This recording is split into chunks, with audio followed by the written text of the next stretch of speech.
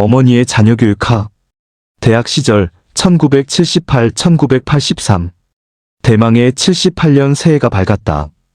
1월 3일인가에 원서를 썼다. 상당히 무리하니 부모님을 모셔오라는 언질도 있었지만 떨어져도 무방하다는 확답하에 원서를 넣었다. 1월 7일경에 졸업식이 있었고 13일경인가에 본고사가 있었다. 어떤 이들은 특차 합격으로 인해 유유자적하게 보내던 이도 있었다. 본고사 날에는 택시 운전을 했었던 사촌형이 차를 태워주었다. 수험표를 받던 전날에는 엄청난 충격을 받았다. 공부를 얼마나 했는지 눈두덩이가 시퍼렇게 멍이 들어 있었다. 경쟁률은 21 정도였다. 160명 모집이었다. 법행계열로 계열별 모집이었다. 법학과, 행정학과, 정치외교학과, 사회복지학과로 나누어지는 형국이었다. 비장한 각오를 안고 시험 응시를 했고 끝나고 스티브 맥킨 주연의 타워링이라는 영화를 보았다. 이제는 발표만 기다리면 되었다. 발표 전날에 연락을 받았다. 교수진 중에 집안 사람으로 아는 분이 있어 연락을 해주었다.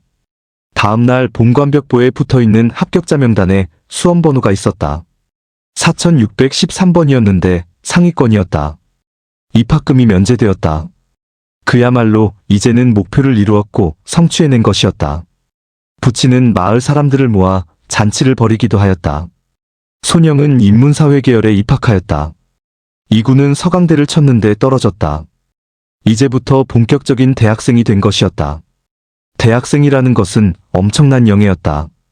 성인으로서 할 수 있는 금지되었던 모든 것, 술과 담배, 다방, 기타 모든 억압에서의 해방을 의미했고 자유라고 외칠 만큼 개방의 무제한의 속박에서의 벗어남이 있었다.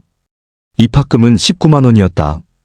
입학식 전에 술과 담배를 처음으로 배웠다. 다방에 앉아 담배 연기를 내뿜으며 어른이 되었음에 도취되어 있었다. 밤에는 나이트클럽, 고고장 등을 돌아다니며 마음껏 자유를 만끽했었다. 입학도 하기 전에 밀양 영남로에도 놀러가기도 했고 삼랑진 등을 돌아다니기도 했다. 유흥지로 알려졌던 을숙도, 에덴공원 등 공부에 시달리느라 해보지 못한 것을 다 해볼 요량으로 신나게 노는 것에 빠져 있었다. 입학식이 있었고 신입생환영회도 있었다. 서클회에 가입도 있었다. 고등학교 졸업생으로 갈 수 있는 곳이 4군데 정도였다. 라멜바다, 스왈로우제비, 슬기정, 등나무라는 곳이었다. 라멜이란 곳에 가입을 했다. 15명이 가입되었다. 동창들끼리 모여다니면서 호방하게 돌아다녔다. 튀김집이나 통술집 등이 주무되었다. 음주, 과음으로 오바이트도 하면서 술의 위력을 서서히 체득해갔고 학교 앞 남포동, 서면 등이 주 무대였다. 초기에는 보름 정도를 외유하기도 했다. 선배, 동료 등의 집을 찾아다니며 기숙하며 삶의 의미를 대학 생활의 진면목을 느껴보고자 치기를 발휘하기도 했다. 불교학생회라는 서클에도 들어 토요일에는 인근의 절에 가서 예불에 참석하기도 했다. 금정산 밑에 범어사에 놀러가기도 했고 동네 산성에 올라 파전에 막걸리를 마시기도 하였다.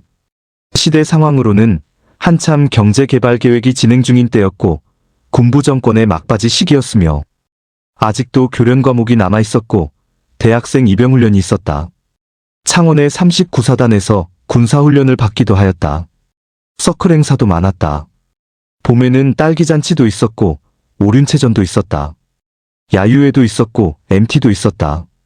미팅도 했고 여자들을 쫓아다니기도 했다. 선배들과의 술자리는 끊임없이 이어졌고 고주망태가 되어 귀가하는 것이 다반사였다. 친구들을 데리고 집으로 몰려가기도 했다. 카드 등도 배우기도 하였다. 수업이 없는 때에는 잔디밭에 335 모여 앉아 기루다라는 게임을 했다. 인생을 논했고 철학을 설파했고 인생의 목표, 인간 존재의 의미 등에 대하여 개똥 철학을 설파했다. 포항 보경사, 언양 내원사 등 부근의 절에 놀러가기도 했다. 불교학생회에서는 법정 스님의 강연을 듣기도 했었다. 경북 청도 운문사에 MT 갔던 때에는 산을 올라가는 중에 갑자기 소나기를 만났다. 한 여학생이 졸도를 하기도 했다. 야외의 수경지에서는 꽁치찌개를 끓여 먹기도 하였다. 포항 보경사를 놀러가서는 밤새도록 얘기를 하기도 했다. 버스로 내려오는 내내 정신없이 골아떨어진 적도 있었다. 복영사는 3번 정도 간 듯했다. 3군데에 폭포가 있었는데 그곳에서 사진을 찍기도 했다. 수영을 잘못했지만 물속에서 가라앉지 않을 정도는 되었다. 입학 동기 중에 최고령자는 29세 된 사람도 있었다. 대학을 서너 군데 다니다 군대까지 갔다 온 예비역이었다. 고등학교 8년 선배도 있었다. 여학생도 한 명 있었다.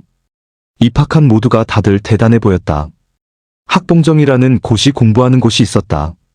3학년부터 입소가 가능하다고 했다. 법의 개념을 배웠고 정치학, 행정학 등에 대한 기초 개념들을 배웠다. 교실을 이동하면서 수업을 하는 것도 생소했고 신입생으로 배워야 할 것들이 무척 많았지만 가슴 뿌듯함이 있었다. 서클에는 스타핏이라는 보컬 밴드까지 있었다. 불가사리의 별칭이었다.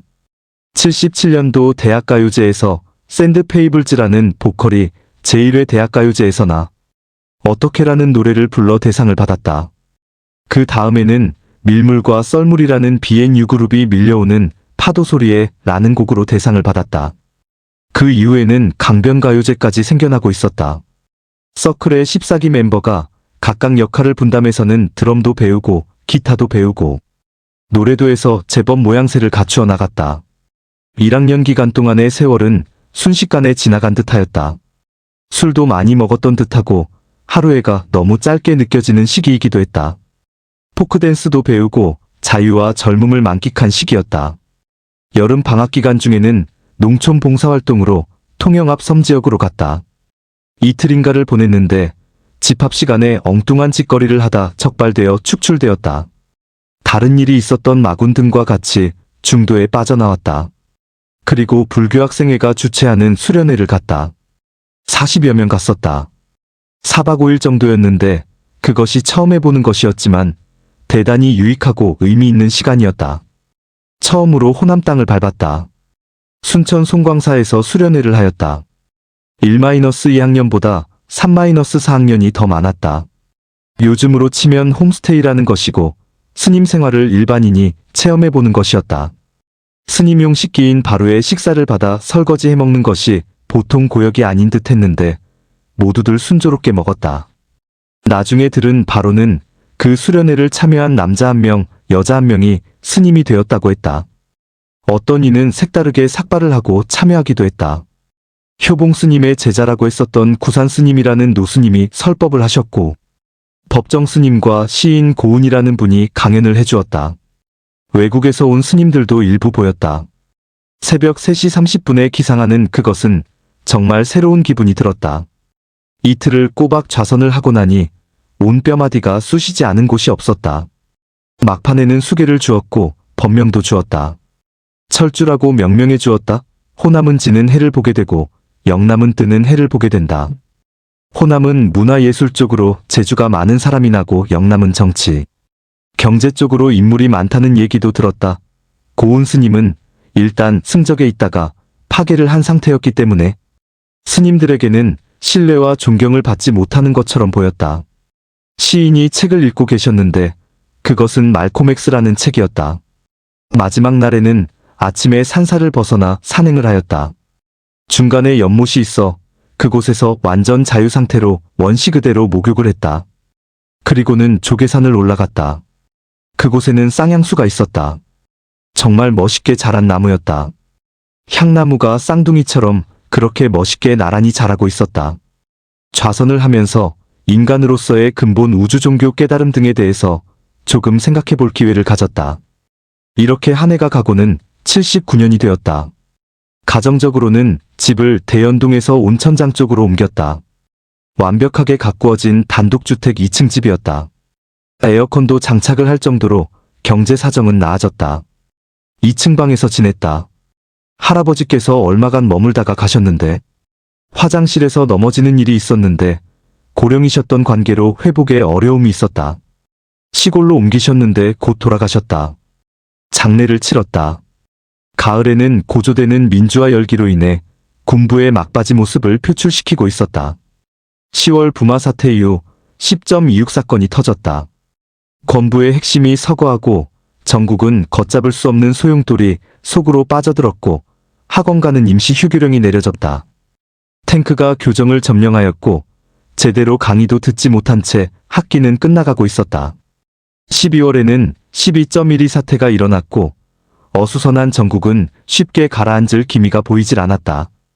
80년이 되자 10.26 이후 찾아왔던 민주화의 호기는 싸늘하게 식어버렸고 또다시 5.18 광주 민주화 운동이 일어났지만 신군부에 의한 정권의 찬탈을 막지는 못했다.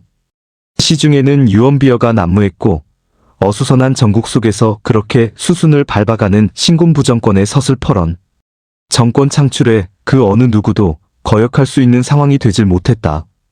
체육관 선거에 의해 새로운 정권이 창출되었고 세상은 다시 한번 군부 정권에 휘둘리게 되었다. 정치에 관심을 다른 곳으로 돌린다는 명분하에 3S라는 것이 필요했다. 스포츠, 스크린, 섹스였다. 국풍이라는 것으로 해서 바람을 일으켰고 정의사회구현이라는 목표를 제시했다.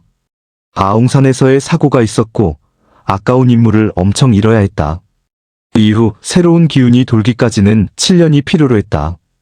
2학년 이후에는 모두들 군을 가는 상황이 되었고 서클 부분도 시들해졌다. 2학년 때에는 부전공을 해야 했는데 부전공 대신에 교직 과목을 들었다. 전공은 법학으로 했다. 행정학, 정치학 등으로의 유혹이 있었지만 법적으로 방향을 정했다. 이제는 노는 쪽도 시들해졌고 복학생들이 열심히 정신 차려 공부하는 모습에 경도되어 도서관 출입도 하게 되었다. 군대 간 녀석들과 서신을 주고받기도 했으며 논산이나 전곡 등으로의 면회를 가기도 했다. 열심히 한다고 해서 그런지 1-2학년 때보다는 그런대로 학점이 좀 나아졌다. 3년쯤을 살다가 부산에 지하철이 생기는 바람에 집이 수용이 되었다. 그리하여 보상금을 받고 다시 또 대연동으로 다시 이사를 갔다. 방이 5개 정도 되었다. 정원도 꽤 넓었다. 여동생도 부산대 가정관리학과에 들어왔다. 교직 과목 이수는 처음에는 힘들었지만 차츰 제대로 성적이 나왔다. 사촌 여동생이 동아대를 다녔는데 친구를 하나 소개해줘 교대생을 한 명 알게 되어 같이 놀러 다니기도 하고 데이트를 즐겼는데 얼마 후 헤어지고 말았다. 손영은 논산에 있었고 박영은 광탄에서 군복무를 하고 있었다. 이영은 전방철책에서 민정경찰을 했다. 경계를 서는 철책 근무였다. 막판에 단기하사로 차출되어서는 삼청교육대까지 가서 교관 내지 조교로 생활하기도 했다. 방학기간 동안에는 용궁사라는 절에 들어가 공부를 하기도 했다. 사촌 동생과 함께 공부했다. 혼자 하는 것이라 쉽지 않았다. 공부해야 할 분량 자체가 엄청났다. 4학년 졸업에 임박해서는 교생 실습을 갔다. 4대 부속 고등학교로 가서 한 달간 실습을 했다. 10월경부터는 취업시험 등을 치러 다녔다. 그리고 학사장교에 응시했다. 체력시험을 치르고 와서는 몸살을 앓기도 했다. 다행히 합격이 되어 학사장교로 입영을 하게 되었다. 사립학교였던 D고교에서 선생님으로 오라는 제의가 있었으나 거절하고 말았다. 도스토예프스키의 전집을 읽었다. 인간의 본성에 대한 깊은 성찰을 해볼 수 있었다. 모든 것을 접고 부모님의 배움을 받으며 입영했다.